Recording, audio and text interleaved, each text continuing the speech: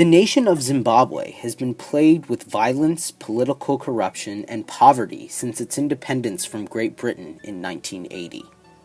Zimbabwe is a country in southeastern Africa with a population of about 14 million, and it is roughly the size of Germany.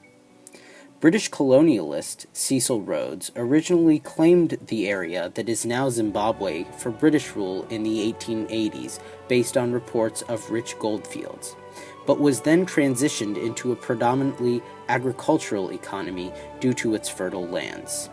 Since then, the country gained full independence after a 15-year civil war starting in 1965 and has slowly spiraled into one of the world's poorest countries with very little agricultural output.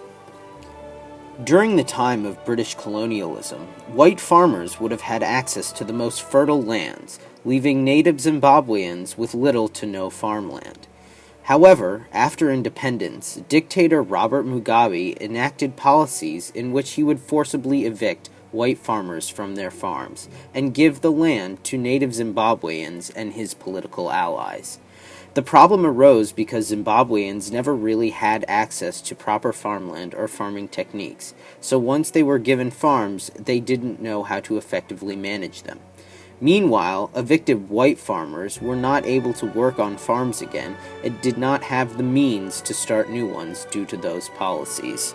Through the Zimbabwe Agricultural Launch Proposal, we aim to 1. Fund the creation of an agricultural education system in southwest Zimbabwe with the Gramian Bank and Zero Hunger tenets in mind. 2. Make available the necessary tools and technology for efficient cultivation of produce. And 3. Build a transportation system that allows easy transit of citizens from overpopulated cities to farms and jobs. In doing so, we plan to establish Zimbabwe as one of the leading agricultural producers in Africa. We will use the help of ZADT, the Zimbabwe Agricultural Development Trust, through their agro-dealer program.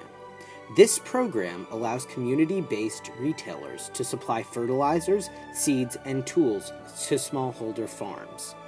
The farmers can either purchase the supplies or sell their produce through the agro-dealers, allowing both the farmer and the agro-dealer to profit.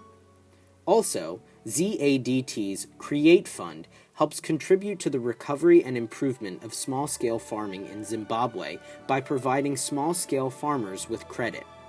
Some of the supplies that will be utilized are fertilizers, irrigation pipes, seeds, and hand plows.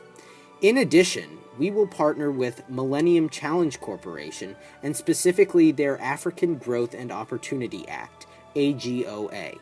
The AGOA is willing to provide a grant up to $50 million to focus on trade capacities and allow Zimbabwe free access to the U.S. market.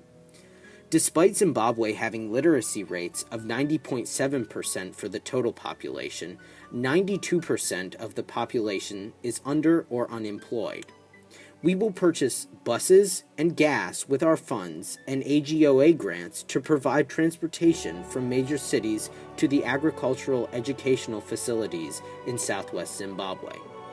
Previous partnerships between sub-Saharan African countries and AGOA led to growth in non-oil industries and spawned over 300,000 direct jobs in those sub-Saharan African countries.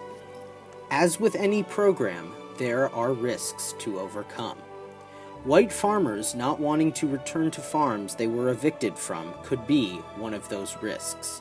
So we will compensate them appropriately for their work and give them a chance to work on a farm again. Another risk might be people of different ethnicities and religions relocating to the same farming areas could lead to ethnic conflict. So we will make sure that the focus at work will be about farming. If someone causes conflict, they will be kicked out of the program. In addition, funding for maintaining the program might run out over time. As farmers are successful in producing food, some profits will be taken to purchase more supplies, such as fertilizers and seeds, to keep the program running.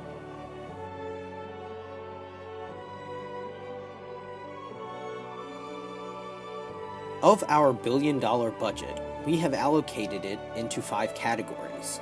$100 million for transportation such as cars and gas, $200 million for supplies such as tractors and plows, $100 million for payments to white farmers, $100 million for payments to outside volunteers and workers, and $500 million for school buildings and housing units for workers during training.